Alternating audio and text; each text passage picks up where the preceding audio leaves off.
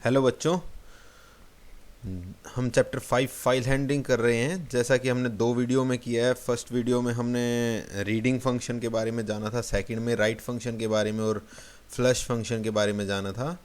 तो आज हम ये अपने 5 टॉपिक्स कवर करेंगे। तो फर्स्ट टॉपिक है removing white space after reading the file. भाई फाइल से रीड करने के बाद स्पेस को रिमूव करना कैसे करते हैं वो सीखेंगे। File pointer in file handling के बारे में सीखेंगे। Standard input output errors streaming के बारे में जानेंगे। विद फंक्शन क्या काम करता है, एब्सोल्यूट और रिलेटिव पाथ सीखेंगे। तो सबसे पहला हमारे पास आता है रिमूविंग स्पेस का। तो हम चलते हैं रिमूविंग स्पेस के पास।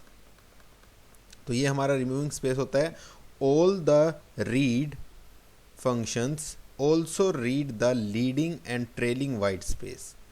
भाई जो भी रीड फंक्शन होते हैं वो हमेशा स्पेस को भी क्या करते हैं, रीड करके लेकर आते हैं। To remove these trailing and leading white space use strip, R strip and L strip function. तो हम ये 3 फंक्शन यूज कर सकते हैं इनको रिमूव करने के लिए। तो फर्स्ट है हमारे पास स्ट्रिप फंक्शन, जो क्या काम करेगा, removing the given character from both side. ये दोनों साइड से स्पेस को या करेक्टर को रिमूव कर देगा। अगर आप चाहते हैं कि इस ए आर को रिमूव करना तो आप उस ब्रैकेट में ए आर डाल देंगे तो पीछे वाला ए आर रिमूव हो जाएगा। अगर आप ब्लैंक ब्रैकेट डाल देंगे तो वो क्या करेगा, दोनों साइड से स्पेस को रिमूव कर देगा। आर स्ट्रिप जो सिर्फ राइट साइड से, राइट एंड से करेक्टर को डिलीट करेगा, राइट साइड से स्पेस को डिलीट करेगा। एल स्ट्रिप लेफ्ट साइड से आपके स्पेस को डिलीट करेगा। जैसा एग्जांपल आपको दिखा रखा है, मैंने स्ट्रिंग लिया और इसमें /n प्रदीप कुमार /n ले लिया। तो /n और /n का मतलब क्या है, यहाँ पर एक स्पेस है एक लाइन का और इसके बाद एक लाइन का स्पेस है। जब हम इसको रीड करेंगे तो ये कितना आएगा, 2 स्पेस और डिस्प्ले होंगे। लेकिन हम चाहते हैं इन स्पेस को दोनों को रिमूव करना, तो हम रीड करके उसको स्ट्रिप फंक्शन के थ्रू हम इस स्पेस को हटा सकते हैं। अगर आप सिर्फ राइट साइड का स्पेस रिमूव करना चाहते हैं तो आप आर स्ट्रिप यूज कर सकते हैं। अगर आप लेफ्ट साइड का स्पेस रिमूव करना चाहते हैं तो एल स्ट्रिप, अगर दोनों साइड का करना है तो स्ट्रिप फंक्शन यूज कर सकते हैं। तो इसका एग्जाम्पल ये है, जैसे string /n Pradeep Kumar /n, यहाँ पर लिया प्रिंट लेंथ ऑफ स्ट्रिंग। हमने लेंथ जानी कितनी है इसकी, लेंथ str। इसने लेंथ बता दी इसकी। लेंथ ये क्या करेगा, इस स्पेस को भी काउंट करके लाएगा। फिर हमने किया str डॉट स्ट्रिप। हमने क्या किया, ये जो ऑब्जेक्ट हमारा जिसके अंदर प्रदीप है str, उसको स्ट्रिप फंक्शन के साथ कॉल किया और फिर उसकी लेंथ पता करी। तो लेंथ हमारी 2 डिक्रीज हो जाएगी। जो भी होगी उसकी 2 डिक्रीज हो जाएगी, या जो भी स्पेस इसके आसपास में होंगे वो डिक्रीज होकर, लेस होकर आपके पास लेंथ आ जाएगी। अगर आप आर स्ट्रिप से करते हैं तो वो राइट साइड से स्पेस को कम कर देगा, लेफ़्ट साइड को कम नहीं करेगा। अगर आप एल स्ट्रिप करते हैं तो वो लेफ़्ट साइड से कम कर देगा। तो इसका प्रैक्टिकल देखते हैं हम। इसको मैं कॉपी कर लेता हूँ और अपने प्रोग्रामिंग मोड में चलते हैं। तो यहाँ पर पेस्ट किया, तो यहाँ पर हमें कुछ चेंजेस करने पड़ेंगे।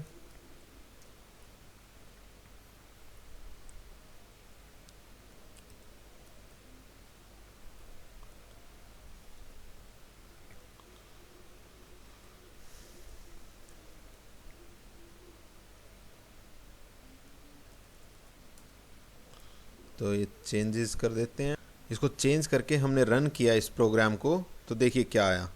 तो इसकी पूरी लेंथ, सबसे पहले स्ट्रिंग की लेंथ कितनी आई, इसने 15 दिखाई। इस लाइन पे हमें कितना दिखाया इसने कि भाई 15 है इसकी स्पेस। हमने जाना यहाँ पे कितनी है, 15। अब यहाँ पर इसने एल स्ट्रिप किया, सिर्फ स्ट्रिप किया तो स्ट्रिप ने 2 डिक्रीज कर दिए। 2 कौन से डिक्रीज किए, ये राइट साइड वाला और लेफ्ट साइड वाला स्पेस डिक्रीज कर दिया। तो यहाँ पर आंसर आया आपका 13। ऐसे ही नेक्स्ट में हमने सिर्फ आर स्ट्रिप किया है, राइट स्ट्रिप किया है, तो आपके पास सिर्फ एक ही स्लैश क्या होगा, डिलीट होगा। राइट साइड वाला वो क्या करेगा, रिमूव कर देगा, और फिर लेफ़्ट साइड वाला एज इट इज़ रहेगा। और आर एल स्ट्रिप में वो सिर्फ लेफ़्ट साइड का डिक्रीज़ कर देगा, राइट साइड का स्पेस अवेलेबल रहेगा। तो आपको जिस भी स्पेस को रिमूव करना है उसको हम रिमूव कर सकते हैं। तो अगर हम चाहते हैं राइट साइड से, मैं क्या चाहता हूँ भाई, ए आर को रिमूव करना चाहता हूँ, तो मैं क्या करूँगा, ए आर लिख दूँगा, तो वो क्या आंसर देता है। तो अब इसने कितना दिया है, 15 आंसर दिया है हमें। तो ये 15 आंसर दिया है हमें, क्योंकि ए आर राइट साइड में नहीं है, क्योंकि राइट साइड में ए आर के बाद क्या है, स्लैश एन, न्यू लाइन भी अवेलेबल है। तो हम यहाँ पर अगर न्यू लाइन भी लगा देंगे स्लैश एन, तो अब हमारे पास क्या हो गया, मिल जाएगा। अब इसको ये करैक्टर मिल जाएंगे तीनों, तो वो उसको राइट साइड से रिमूव कर देगा। अब देखिए आपका आंसर क्या आ गया, 12। तो उसने क्या किया, 3 करैक्टर डिक्रीज़ कर दिए। ऐसे ही अगर आप लेफ़्ट साइड से भी डिक्रीज़ करना चाहते हैं, तो आपको पता है लेफ़्ट साइड में स्लैश एन है, तो आपको पहले स्लैश एन भी लगाना पड़ेगा, स्लैश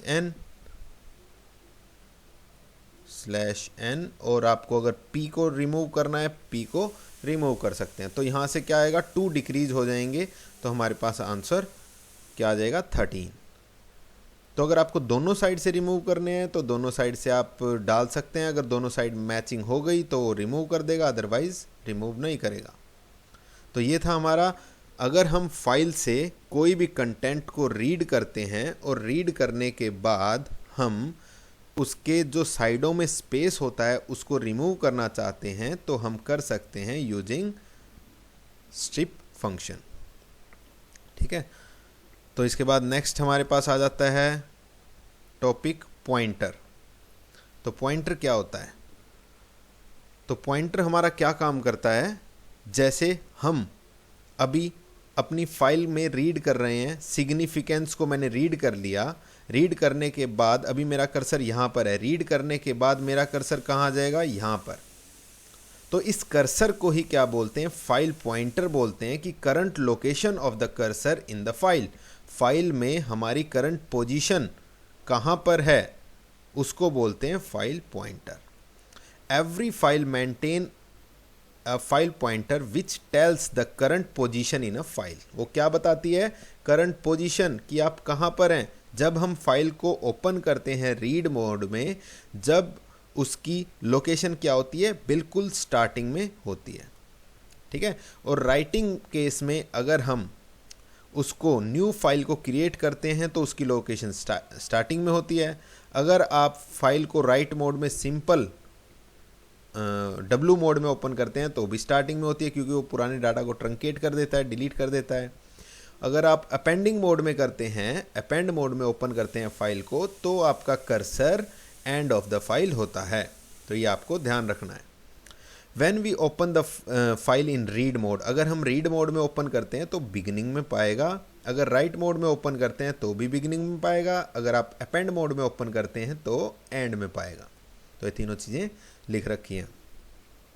अब यहाँ पर हम देख रहे हैं file 1 open demo dot text. Demo dot text हमने ओपन की आर मोड में, और हमने इसके पहले 2 करैक्टर को रीड किया।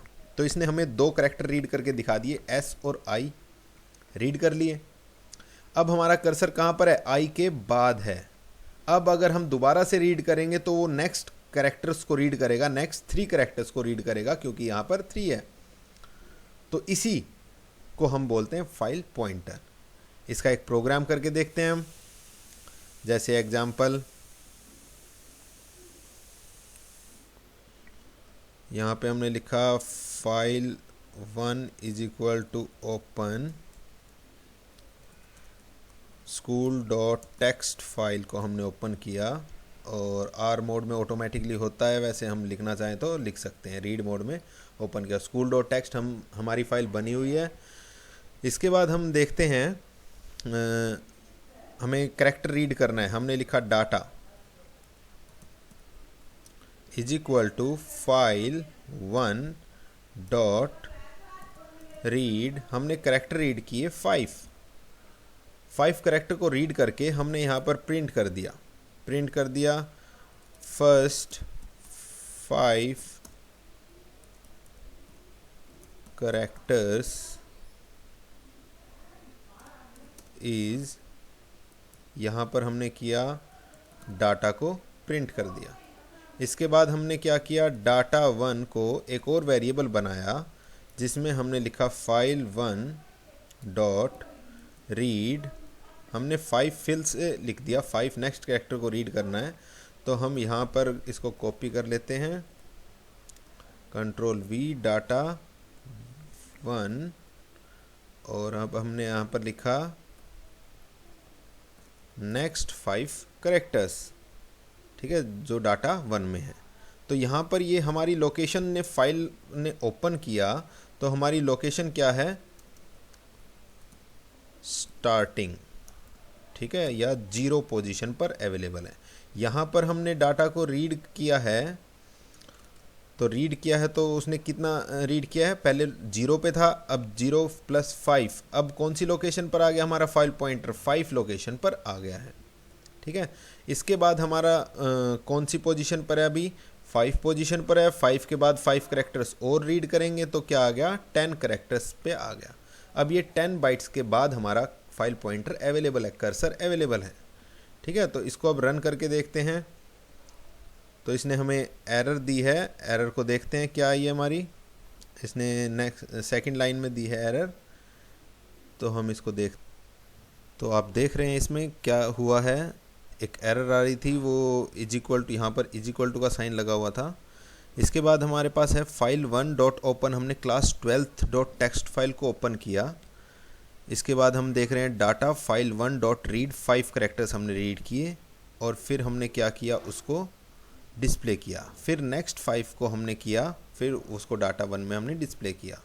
जैसे इस फाइल के अंदर हमने नेम लिखे थे, भारत, नीरज, हार्दिक, तो हमने देखा कि फर्स्ट 5 कैरेक्टर्स उसने रीड किए, 1 2 3 4 5, तो 5 कैरेक्टर्स उसने रीड किए। इसके बाद हमारा कर्सर कहाँ आ गया, ए के बाद में।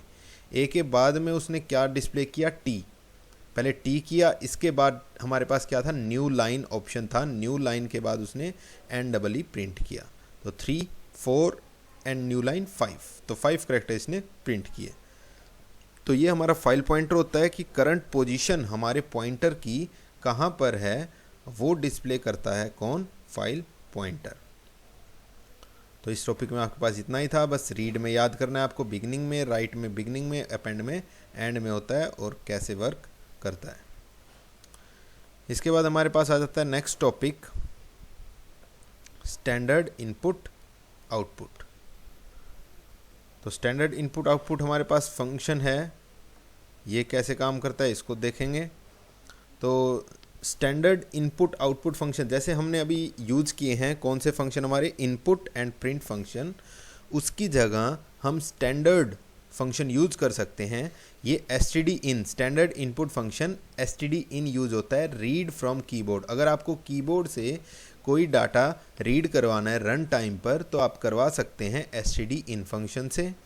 अगर आप डिस्प्ले करवाना चाहते हैं डायरेक्टली ऑन द स्क्रीन, तो हम करवा सकते हैं स्टैंडर्ड आउटपुट से। जो काम प्रिंट फंक्शन करता है वो ये भी करता है। इसके बाद हमारे पास आता है एक standard error device, STDERR, standard error, same as stand out, इसी की तरह है, but normally only for error. ये सिर्फ अगर एरर मिलती है आपके प्रोग्राम के अंदर तो आपको शो किया जाता है, तो एट द एंड ये आपके प्रोग्राम में रन होगा। इसके बाद हमारे पास आता है these are all standard stream file are a part of sys module. एक सिस नाम का मॉड्यूल हमने स्टार्टिंग में किया था, जिससे हम पाथ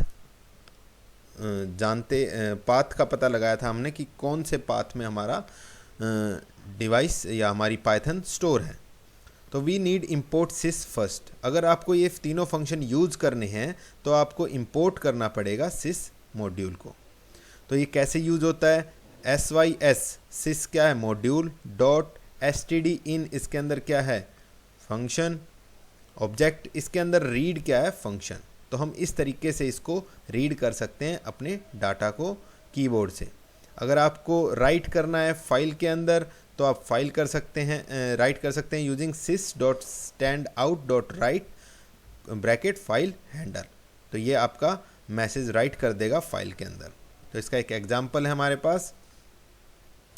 तो एग्जांपल में बता रहा है इंपोर्ट sys, हमने सबसे पहले इंपोर्ट किया फंक्शन को, फिर एक ऑब्जेक्ट लिया फाइल ओपन, जिसमें हमने ओपन की फाइल राइट मोड में लिखने के लिए हमने ओपन की।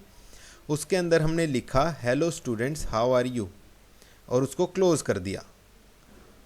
ठीक है, और इसको हम दूसरे तरीके से अब कैसे करेंगे, file 1 dot open demo dot text are mode में हमने ओपन किया उसको, और S dot file 1 read line E dot file 1 read line, हमने उसको क्या किया, रीड किया किसको, हेलो स्टूडेंट्स को फर्स्ट लाइन में, हाउ आर यू को सेकंड लाइन में, और उसको फिर हमने डिस्प्ले कर दिया स्क्रीन के ऊपर। तो ये हमारा क्या होता है, मैसेज स्क्रीन के ऊपर दिखाने के लिए होता है। अगर आप आउटपुट स्क्रीन पर दिखाना चाहते हैं तो आप दिखा सकते हैं यूजिंग राइट फंक्शन। तो यहाँ पर हम देख रहे हैं एस ये फर्स्ट लाइन दिखाएगा, ये सेकंड लाइन दिखाएगा, और ये एरर का कैसे लिखते हैं, sys.str error dot write no error found program terminated. ठीक है, तो इसको करके देखते हैं। तो देखिए मैंने इसको कॉपी कर दिया यहाँ पर, तो ये दिखा रहा है आपको import sys file 1 open demo text w, इसने राइट मोड में ओपन किया और उसके अंदर क्या कर दिया, इसको लिख दिया, और फिर हमने उसको क्लोज कर दिया। फिर हमने फाइल को दोबारा से ओपन किया, किस मोड में, रीड मोड में। रीड मोड में ओपन करने के बाद हम फिर से क्या करते हैं, फर्स्ट लाइन को रीड करते हैं। फर्स्ट लाइन वो कहाँ तक रीड करेगा, /n तक। ये उसको, ये फर्स्ट लाइन समझता है, जब न्यू लाइन का सिंबल आ जाता है तो वो उसको सेकंड लाइन समझता है। तो लाइन 1 हेलो स्टूडेंट्स है, लाइन 2 हाउ आर यू है। तो यहाँ पर इसने क्या किया, sys.stdout.write और s का मतलब उसने फर्स्ट लाइन हेलो स्टूडेंट्स को प्रिंट कर दिया, यहाँ पर हेलो स्टूडेंट आ गया। अगर आप सेकंड लाइन को प्रिंट कर रहे हैं तो यहाँ पर ई सेकंड लाइन आ गई, हाउ आर यू, और यहाँ पर एरर मैसेज आ गया क्या, नो एरर फाउंड। ये देखिए आपको एक अलग से पिंक कलर के बैकग्राउंड में आपको दिखाई देगा, ये इस इंडिकेट करता है कि ये कौन सा है, सिस का स्टैंडर्ड एरर फंक्शन है, जिसमें आपको शो हो रहा है no error found program terminated. ठीक है, तो यहाँ पर हमने सीखा क्या क्या, एक तो सबसे पहले सीखा है भाई वाइट स्पेस को कैसे रिमूव करते हैं, इसके बाद फाइल पॉइंटर, और थर्ड हमने सीखा है स्टैंडर्ड इनपुट आउटपुट, कि हम कैसे इनपुट कर सकते हैं using stand in function. Stand out से हम डिस्प्ले कर सकते हैं स्क्रीन के ऊपर, और स्टैंड एरर शो करने के लिए। थर्ड हमारे पास आ जाता है विद फंक्शन। तो विद फंक्शन क्या काम करता है, with function automatically close the file, हमें फाइल को क्लोज करने की नीड नहीं होती है, वो अपने आप से हमारे फाइल को क्लोज कर देता है after writing in a file. File में लिखने के बाद, फोर्सफुली लिखने के बाद हमारे प्रोग्राम को या फाइल को ऑटोमेटिकली क्लोज कर देता है। तो एडवांटेज क्या है, it is guaranteed to close the file no matter how the nested block exist, कितने भी ब्लॉक अवेलेबल हों, उसको कितना भी टाइम लगता हो लिखने में, लेकिन वो एट द एंड वो आपकी फाइल को क्लोज कर देता है। If an exception an error run time error occur before the ending of blocks the with statement will handle it and close the file. अगर कोई किसी तरह की एरर आ जाती है रन टाइम पर उसको लिखते वक्त, तो विद स्टेटमेंट ऑटोमेटिकली हैंडल कर लेता है। ठीक है, तो इसका सिंटेक्स क्या होता है, विद एक कीवर्ड है, इसके साथ में हम क्या लिखते हैं, स्पेस में ओपन, जिस फाइल को ओपन करना है उसका एड्रेस, और फिर उसका मोड, एज उसका हैंडल। ठीक है, अभी तक हमने कैसे सीखा था, हमने सीखा था भाई क्या, फाइल 1 हमने क्या लिया, ऑब्जेक्ट ले लिया फाइल हैंडल, और उसको हम क्या लिखते थे, ओपन, और यहाँ पे लिखते थे फाइल का नेम। ठीक है, और यहाँ पे हम लिखते थे मोड, इस तरीके से हम लिखते थे। लेकिन विद स्टेटमेंट के साथ हमें थोड़ा सा चेंज करना पड़ेगा। विद आपका सबसे पहले आ जाएगा, और फिर ओपन फंक्शन, फिर उस फाइल का नाम, किस मोड के लिए ओपन करना है, एज भी एक कीवर्ड है, और वहाँ पर क्या आएगा, फाइल हैंडल। इस फाइल हैंडल से हम डाटा को कॉल कर सकते हैं। अब देखते हैं इसका एक एग्जाम्पल करके, Ctrl+C, यस, मैंने यहाँ पर लिख दिया with open school dot text और अपेंड मोड में इसको ओपन कर दिया है, क्योंकि स्कूल डॉट टेक्स्ट में हमारे पास ऑलरेडी डाटा है। हम चाहते हैं कि हमारा डाटा क्या हो जाए, अपेंड हो जाए इस फाइल के अंदर। तो हमने क्या किया, फाइल 1 डॉट राइट जी लिटरा वैली स्कूल, यहाँ पर हम /n भी डाल देते हैं ताकि वो न्यू लाइन में चला जाए। तो अब हम इसको रन करेंगे, प्रोग्राम को रन करते ही वो हमें क्या करेगा, कुछ मैसेज देगा, क्योंकि हमने यहाँ पर मैसेज लिखा ही नहीं। अगर हम यहाँ पर एक मैसेज लिख देते हैं, यहाँ पर नेक्स्ट लाइन में प्रिंट में योर डाटा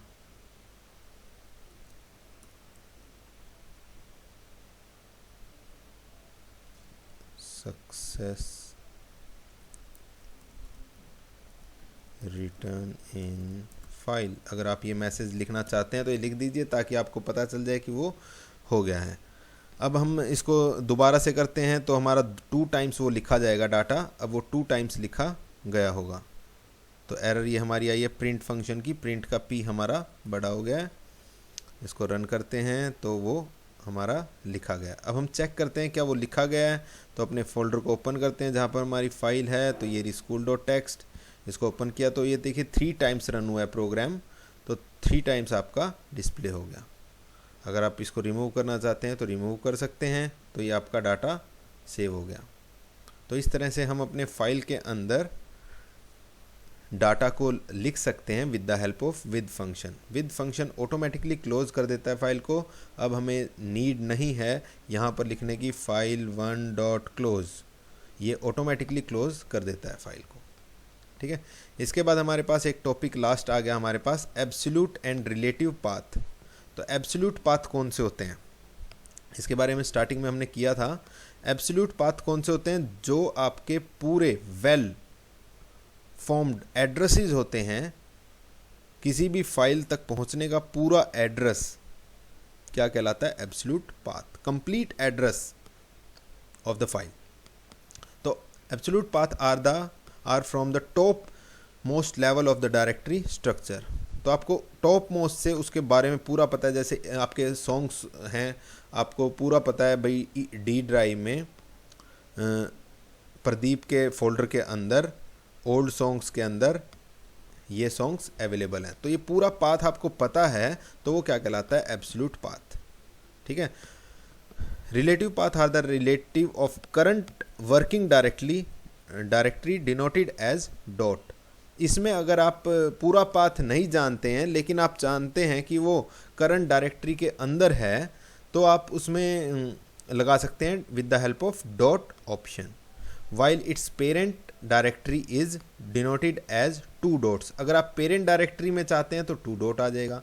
जैसे एग्जांपल ये डेमो डॉट टेक्स्ट है, अगर आपका पूरा प्रोजेक्ट 2 में है तो आप 1 डॉट के साथ कर सकते हैं, तो आपका प्रोजेक्ट 2 क्या कहलाएगा, मेन डायरेक्टरी या वर्किंग डायरेक्टरी, जिसके अंदर हमारी डेमो डॉट टेक्स्ट फाइल है। अगर आपका प्रोजेक्ट है तो आप यहाँ पर 2 डॉट लगा सकते हैं, मीन्स आपकी 2 स्टेप बैक आपका प्रोजेक्ट का नेम है। एग्जाम्पल देखिए रहा, data dot text is a current file project 2। ये किसके अंदर है, डाटा डॉट टेक्स्ट प्रोजेक्ट 2 के अंदर है। 2 डॉट का मतलब क्या है, अंडर द पेरेंट्स फोल्डर सब फोल्डर प्रोजेक्ट 1, पेरेंट फोल्डर के अंदर एक और फोल्डर है प्रोजेक्ट 1, उसके अंदर आपकी फाइल है रिपोर्ट। ठीक है, तो ये बस थोड़ा सा डिफरेंस आपको पता होना चाहिए एब्सोल्यूट और रिलेटिव का। भाई कंप्लीट पाथ किसी का भी फाइल का वो क्या कहलाता है, एब्सोल्यूट पाथ। रिलेटिव पाथ क्या कहलाता है, भाई आप जिस वर्किंग डायरेक्टरी के अंदर काम कर रहे हैं उसको हम डॉट से डिनोट करते हैं और पेरेंट डायरेक्टरी को हम डबल डॉट से डिनोट करते हैं। तो यहाँ पर ये हमारा थोड़ा सा थ्योरी का था पोर्शन। अब कुछ प्रोग्राम्स आएंगे हमारे, तो ये नेक्स्ट वीडियो में करते हैं। और एक हमारा बाइनरी फाइल का रह गया, बाइनरी फाइल का कॉन्सेप्ट, तो इसको हम नेक्स्ट वीडियो में कंप्लीट करते हैं। तो यहाँ तक कोई भी प्रॉब्लम हो आपकी, बिल्कुल आराम से करते रहिए। Thank you.